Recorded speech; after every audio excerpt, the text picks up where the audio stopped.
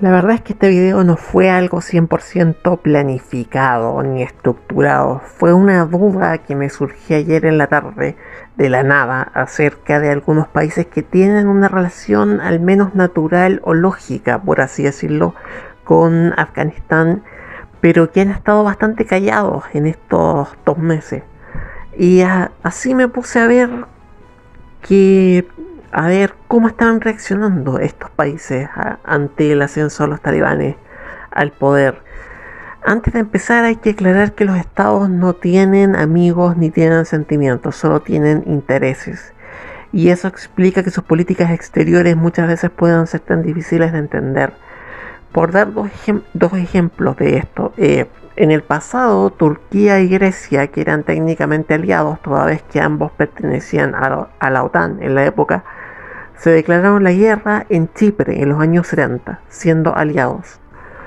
Algo parecido pasa o pasaba hasta hace unos 2 o 3 años con Chile y Perú, que por historia no tienen muy buenas relaciones diplomáticas por una guerra en el siglo XIX. Y sin embargo, en esta Sudamérica dividida entre gobiernos pro Venezuela y anti Venezuela, por así decirlo, técnicamente eran aliados. Aliados que tenían disputas en La Haya, que se mandaban declaraciones a veces bastante beligerantes entre jefes de Estado en público, pero que eran gobiernos aliados en la práctica. Bueno, la zona del Medio Oriente, en la que vamos a incluir a Afganistán en esta ocasión de manera especial, también es una zona complicada de entender en términos de alianza. Más o menos conocida es la Guerra Fría entre Arabia Saudita e Irán. Menos conocidas son las consecuencias que está teniendo este conflicto solapado, que incluso de no haber estallado justo la pandemia, pudo haber pasado a más en 2020. No es de extrañar que sean países de esta zona los que incluyen esta lista de posibles candidatos a ser opositores insospechados, pero lógicos, de los talibanes en el futuro quizá no tan lejano. Hace tiempo que la OTAN se está desmembrando, y la OTAN en el fondo tiene, podríamos decir, dos grandes bandos, Estados Unidos y Europa. Y en Europa, excluyendo a Rusia, por supuesto, el estado más poderoso militarmente es Francia, puesto que es la única potencia nuclear de la Unión Europea. Ante el cada vez menor interés de Estados Unidos por mantener la alianza, es Francia el país que quiere liderar una especie de nuevo ejército europeo, algo así como el ejército de la Unión Europea. Acá, quienes vean este video sean españoles y con razón podrán refutarme o rebatirme, y con mucha razón. Pero yo he leído en la prensa francesa y en la alemana muchas reticencias al hecho de que la Unión Europea no tenga un ejército propio, de que esté unida monetariamente pero no militarmente. Volviendo al tema, no es casualidad que Ahmad Massoud haya ido a Francia. No es casualidad que incluso antes de la ofensiva militar, las primeras declaraciones que dio Ahmad Massoud se las dio a France Press y a la prensa francesa. Tampoco son casualidad las referencias mutuas entre Macron y Massoud. En su deseo de, entre comillas, independizarse militarmente de Estados Unidos, Europa en general y Francia en particular, estarán particularmente interesados en hacer caer o hacerle la vida difícil a los talibanes. No es descabellado pensar eso, considerando que los europeos serán a la larga los principales receptores de inmigración de afganos. Y además está el tema del terrorismo, del cual Francia ha sido particular víctima todos estos años. Francia es el único actual integrante de la Unión Europea, además, toda vez que el Reino Unido ya está fuera, que tiene una historia moderna de intervención en otros países: Siria, Mali, República Centroafricana, Costa de Marfil e incluso Líbano, en donde en agosto Macron señaló que estaban dispuestos a intervenir en cualquier país del Medio Oriente. Algunos dirán en este punto, ¿qué motivaciones tendría Francia para aliarse justamente con la actual oposición al talibán?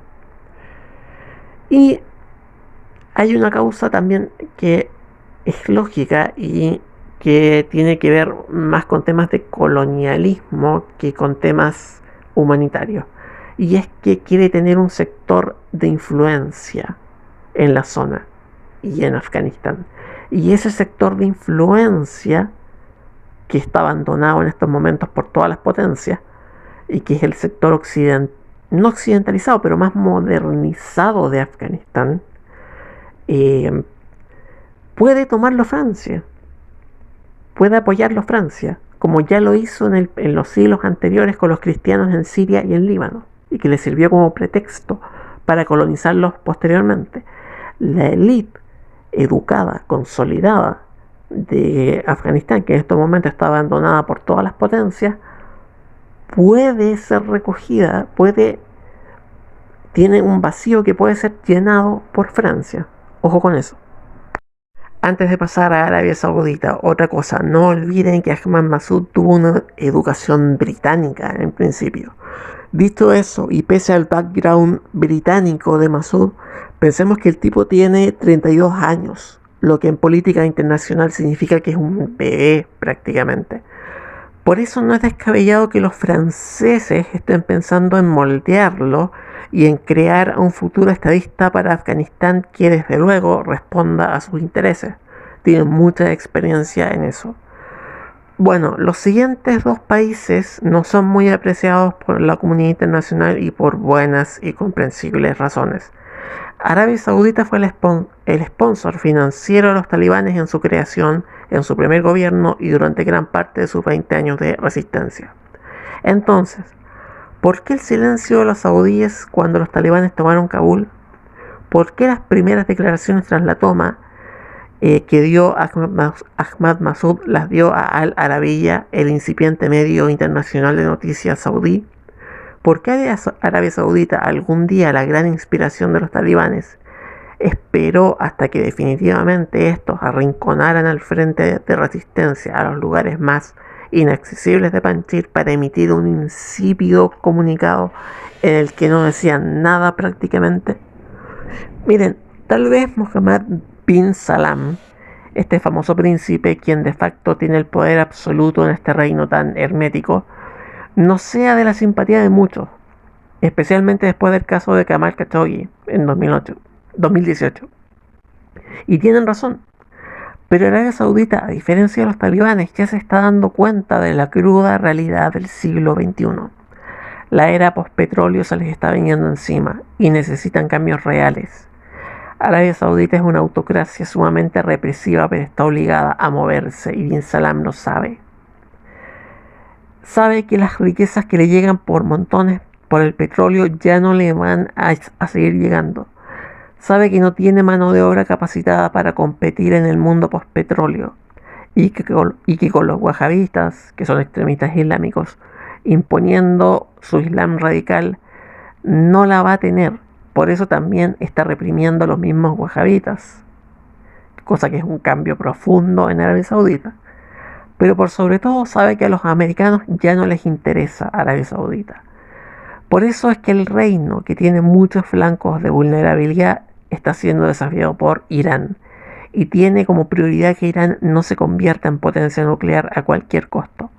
Y sabe también que al tener los dos lugares sagrados del Islam bajo su custodia, es a la vez un flanco para el terrorismo islámico que antes financiaba sin problema, y al mismo tiempo una fuerza que ningún grupo islámico puede darse el lujo de ignorar.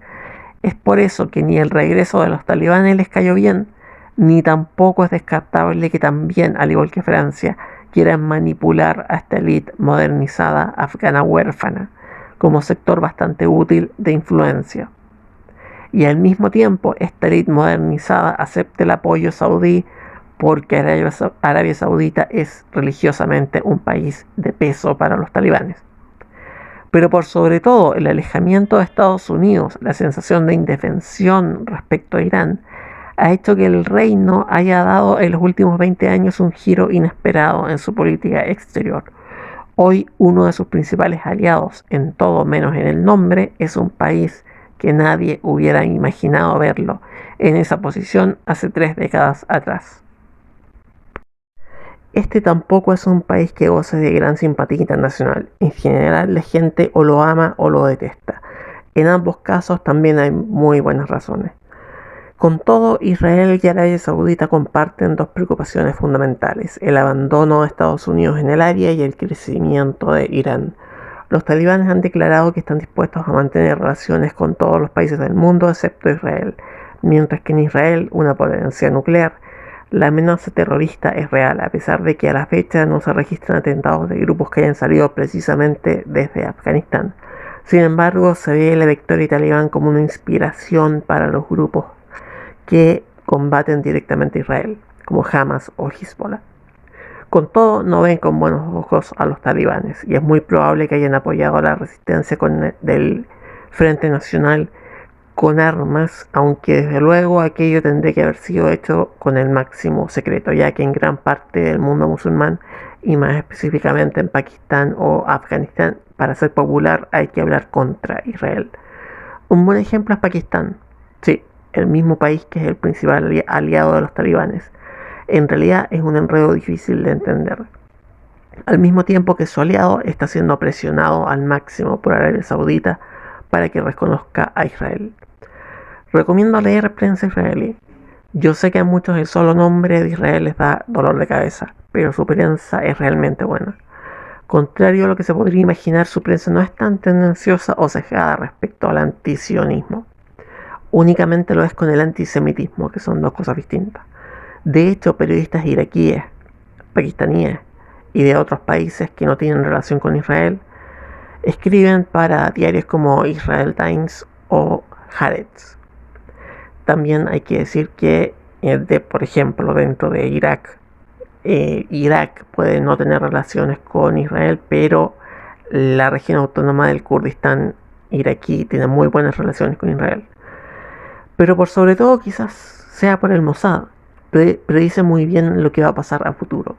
Ya con semanas de anticipación dijeron todos y cada uno de los países que iban a iniciar relaciones diplomáticas con el Estado judío el año pasado, en un momento en el que algunos parecían a simple vista casi imposibles. Pero en general se trata de una prensa que hace muy buenos análisis, entiendo que no se ve al agrado de muchos y cuanto más, pero objetivamente valen la pena. Y para terminar este video quiero agregar a los países, justamente a los países árabes, que para contrarrestar la influencia iraní, que es su principal preocupación, restauraron relaciones diplomáticas con Israel.